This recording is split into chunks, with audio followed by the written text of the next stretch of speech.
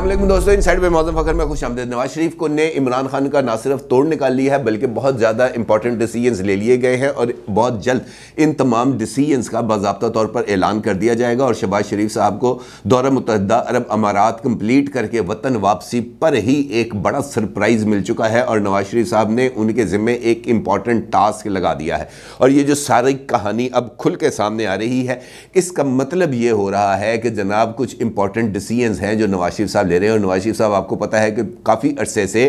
जो मौजूदा हुकूमत और ख़ास तौर पर जिस तरीके से पाकिस्तान के अंदर सियासत चल रही है उसके ऊपर शदीद तरीन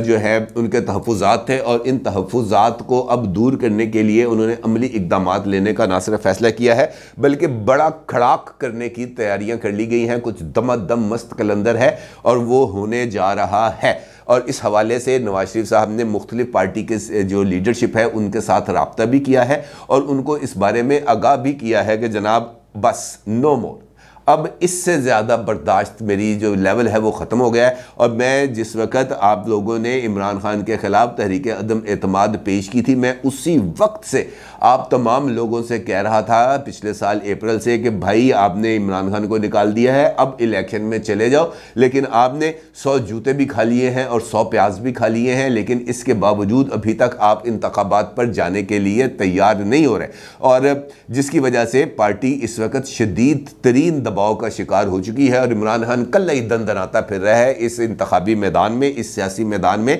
और उसको चैलेंज करने वाला कोई नहीं है, उसको रोकने वाला कोई नहीं है, क्योंकि आप तमाम लोग जो है मीशत के चक्कर में पड़े हुए हैं। मीशत क्या हमारे अकेले की जिम्मेदारी है? वो तमाम लोग जिन्होंने बहुत सारी गारंटीज दी थी, ये मीशत उनकी भी जिम्मेदारी है। वो तमाम लोग जिन्होंने कहा था कि हम इमरान खान को कंट्रोल करेंगे, हम इसको नथ डालेंगे, हम इसको खींच के रखेंगे, हम इसको वो जो है कानून के शिकंजे के अंदर लेके आएंगे, किसी ने भी अपनी तरफ से किए जाने वाली गारंटीज और वादों पर अमल दरामद नहीं किया। तो मीशत मेरे अकेले की जिम्मेदारी नहीं है, मीशत बाकी तमाम लोगों की भी जिम्मेदारी है। और अगर लोग ये समझ रहे हैं कि हम इलेक्शन से भाग रहे हैं तो ऐसी कोई बात नहीं है। नवाज शरीफ साहब ने इस बारे में जो है वो ग्रीन सिग्नल दे दिया है और उनका ये कहना है कि जनाब आम इंतखाबात कराएं, मई के अंदर इंतखाबात कराएं। और उस चक्कर के अंदर उनका ये कहना है कि मैं आम इंतखाबात कराने के लिए, जनरल इलेक्शंस कराने के लिए मुकम्मल तौर पर तैयार हूँ। इस हवाले से उन्होंने जो वतन वापसी के ऊपर शहबाज शरीफ को जो टास्क दिया है वो आसिफ अली जरदारी साहब और मौलाना फजलुर रहमान साहब से राब्ते किया है और उनको जो है इस बारे पे आमादा करने का है कि जनाब इलेक्शंस कराएं, क्योंकि अब मज़ीद ताख़ीर हमारे लिए सियासी मौत का सबब होगी और उसका नतीजा हमारे लिए बहुत ही ज़्यादा भयानक निकलेगा। लिहाजा इन नताइज से अगर हमने इस सिचुएशन से बाहर निकलना है तो उसके लिए ज़रूरी है कि हम खम ठोंक कर मैदान में आएँ और चैलेंज करें इमरान खान साहब को इंतखाबी मैदान में। और इंतखाबी मैदान में चैलेंज करते हुए बेशक इलेक्शन हार जाए, सियासत के अंदर 2, 4, 5 साल कोई मान ही नहीं रखते, लेकिन एक मरतबा उनको चैलेंज करना, उनके आंखों में आंखें डालकर खड़े होना यकीनी तौर पर इस तासुर की नफ़ी कर देगा कि इमरान खान कल ही सियासी मैदान का शाहसवार है। और इस हवाले से शहबाज शरीफ साहब के साथ नवाज शरीफ साहब ने बज़ाते खुद राब्ता भी किया है, उनको ये वाली व्यू पॉइंट से आगाह भी किया है और उनकी ये जिम्मेदारी लगाई है कि वो आसिफ जरदारी और मौलाना साहब से ना सिर्फ राब्ता करें, उनको आम इंतखाबात पर कायल करें, बल्कि उनसे ये भी पूछे कि पायना है दसो कि तुसी अगला इलेक्शन साढ़े नाल मिलकर लड़ना है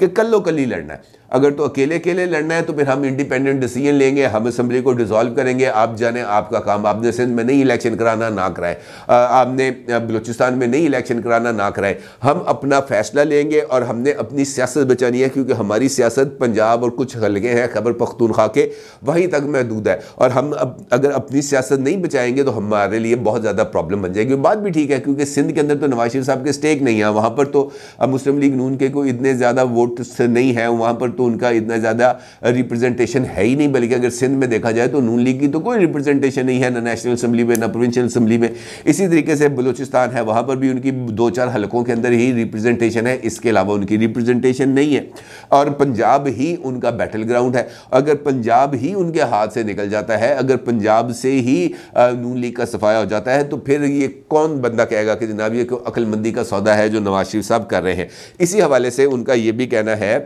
कि जनाब ये राब्ता भी किया जाए और उनको कायल करने की भी कोशिश की जाए और उनको वाज़ेह तौर पर बता भी दिया जाए कि जनाब अगर आप इस पर राज़ी नहीं होते तो फिर ताड़ा रास्ता हो तो साडा रास्ता है। सीधी सी बात है। और क्योंकि उन्होंने कहा जनाब इससे ज़्यादा अब मुझसे बर्दाश्त नहीं होता, क्योंकि ये जो सिचुएशन डेवलप हो गई है, इस सिचुएशन से बाहर निकलना और मुस्लिम लीग नून का जो वोटर और सपोर्टर है जो वो मायूस हो रहा है, उसको इस मायूसी से बाहर निकालना बहुत ज़्यादा ज़रूरी है। और इसके साथ साथ जो पंजाब के अंदर मुस्लिम लीग नून की पार्लिमानी पार्टी के जो सीनियर अरकान थे, नवाज शरीफ साहब के साथ उन लोगों का भी राब्ता हुआ है और उन्होंने नवाज शरीफ साहब और मरीम नवाज साहिबा दोनों को जो अभी रिसेंटली ये जो वोट ऑफ कॉन्फिडेंस के हवाले से जो यहाँ पर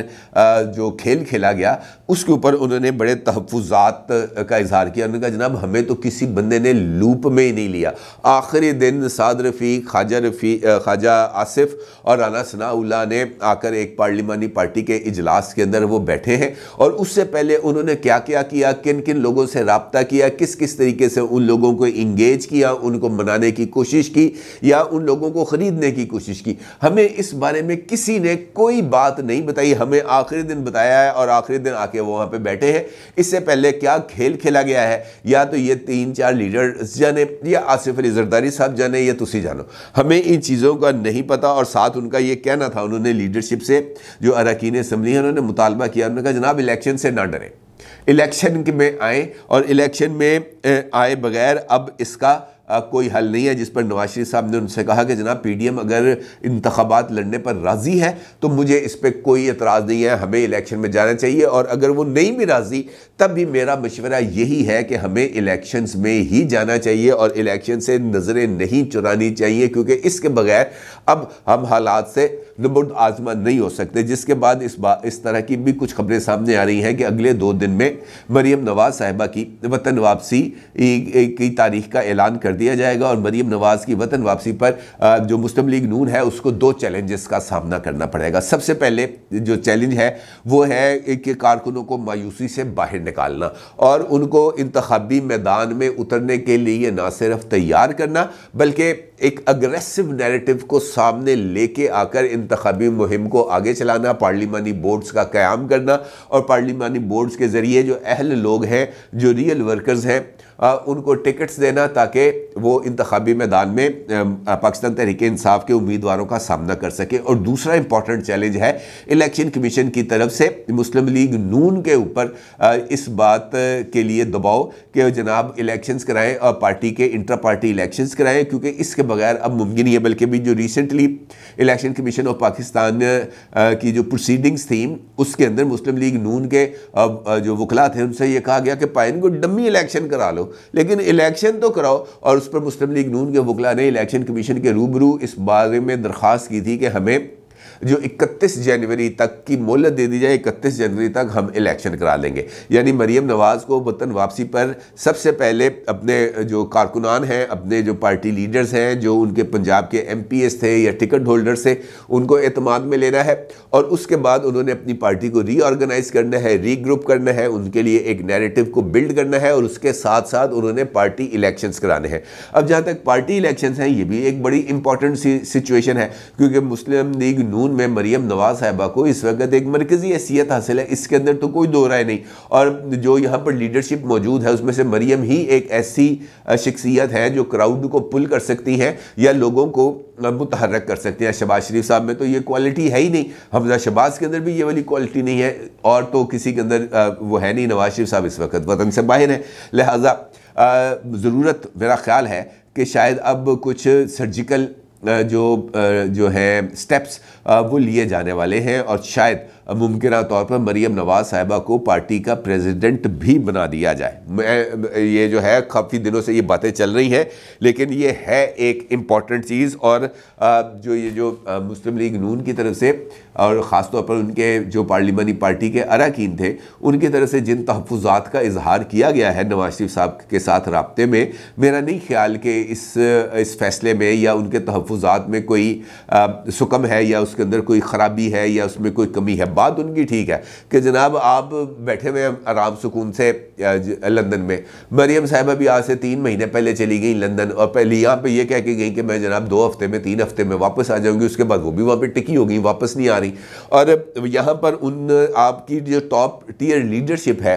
उसकी तरफ से जो रवैया इख्तियार किया जा रहा है या जिस तरीके से डरा सहमा सा एक माहौल बनाया गया है, उस डरे सहमे माहौल के अंदर आप किस तरीके से इमरान खान को चैलेंज कर सकते हैं? आप नहीं कर सकते, क्योंकि इमरान खान तो अब जो है वो जाते ही टॉप गियर में है ना, और टॉप गियर में जाने के बाद वो उनकी तरफ से तो पीछे हटने का कोई रास्ता या इम्कान नज़र नहीं आता। लिहाजा अगर आपने उनको चैलेंज करना है, उनको रोकना है, तो आपको भी इमरान खान साहब की पिच पर आकर ही इमरान खान साहब का मुकाबला किया जा सकता है, इसके अलावा कोई दो राय नहीं है। और ये जो तासुर कायम हो रहा है बार बार के जनाब इलेक्शन से जो है पीडीएम गवर्नमेंट वो भाग रही है इलेक्शन से, तो जब ये बात सामने आएगी कि जनाब भाग नहीं रहे, आओ करने इलेक्शन कर लो जरा कटाकटी करना है, तो इससे सिचुएशन में तब्दीली आएगी। वो जो एक यूनिलैटरल किस्म का माहौल, देखें इलेक्शंस तो होने हैं, असम्बली चली गई है, गवर्नर साहब ने इसकी तस्दीक भी कर दी और गवर्नर हाउस के ज़राए ने इस बारे में उन्होंने इम्कान जाहिर किया है कि आज रात को किसी भी वक्त गवर्नर साहब इस असम्बली की मंजूरी का नोटिफिकेशन जारी कर देंगे। यानी ये तो एक क्लैरिटी के साथ चीज़ सामने आ गई ना कि मुस्लिम लीग नून असम्बली की तहलील को अब रोकने में संजीदा नहीं है। वो कहते हैं जनाब इलेक्शन है तो फिर इलेक्शन लड़ते हैं, तो फिर ये बेहतर नहीं है कि सूबाई जो इलेक्शन हो रहे हैं उसके साथ साथ नेशनल असम्बली के भी इलेक्शन हो जाए। देखी जाएगी फिर जो होगा। इमरान खान साहब को अगर पाकिस्तान की आवाम मुंतखब करती है बतौर वज़ीर आज़म या उनकी जमात को मुंतखब करती है पंजाब में चीफ मिनिस्टरशिप के लिए, तो अब बिस्मिल्लाह, तो फिर इसमें तो कोई दो राय नहीं। अब ये जमहूरियत है, आवाम का फैसला जो है उसके आगे सर झुकाना चाहिए, उसको तस्लीम करना चाहिए। और फिर इमरान खान साहब को वाक़तन अगले 5 साल मिलने चाहिए कि वो हुकूमत करें। उनके रास्ते में मैं तो ये कहता हूँ कि अपोजिशन को तो इन 5 सालों में चुप का रोज़ा रख लेना चाहिए कि जनाब ठीक है करो, अगर इमरान खान साहब जीत जाएँ तो बिल्कुल नहीं बोलना चाहिए उनको जनाब जो तू करना कर, बस वो असम्बली के अंदर रौला रप्पा जिस तरह डालता है। उसके अलावा उनको जो संजीदगी के साथ इमरान खान साहब को 5 साल पूरे करने दिए जाने चाहिए, क्योंकि इसके बगैर इमरान खान साहब पॉलिटिकल सिनेरियो से अपने जो है वो पीछे नहीं हटेंगे। ये बात कहना कि जनाब इकनॉमिक सिचुएशंस में मौजूदा हालात में इकॉनमी बैठ जाएगी, मुल्क डिफ़ॉल्ट हो जाएगा, तो ये बात भी नवाज शरीफ की दुरुस्त है कि मैं कल्ले ने ठेका ले लिया। भाई बाकी सब मिल के गिराना चाह रहे हैं मुल्क की इकॉनमी को, सारे मिल के ये ख्वाहिश कर रहे हैं कि पाकिस्तान डिफ़ॉल्ट हो जाए। हम कोशिश कर रहे हैं पॉलिटिकल प्राइस अदा करके भी कि यार पाकिस्तान बच जाए, इसकी इकॉनमी बच जाए, तो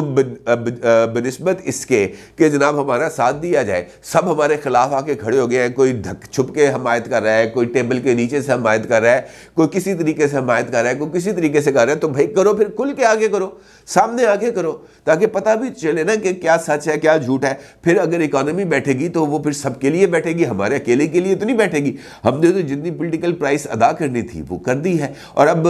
जो दूसरा टास्क है शहबाज शरीफ साहब के लिए वो है ये जो जनूबी पंजाब के अंदर जहांगीर तरीन साहब, चौधरी सरवर साहब, ये जो बाकी लोग हैं इनके साथ बातचीत करना। और इसीलिए शायद ये जो आए थे सलमान शहबाज साहब और उन्होंने मुलाकात की थी जहांगीर तरीन साहब से, उनकी खैरियत दरियाफ्त की थी, बुके दिया था उन्हें। ये भी शायद इसी सिनेरियो के अंदर कोई एक डेवलपमेंट है जिसके ज़रिए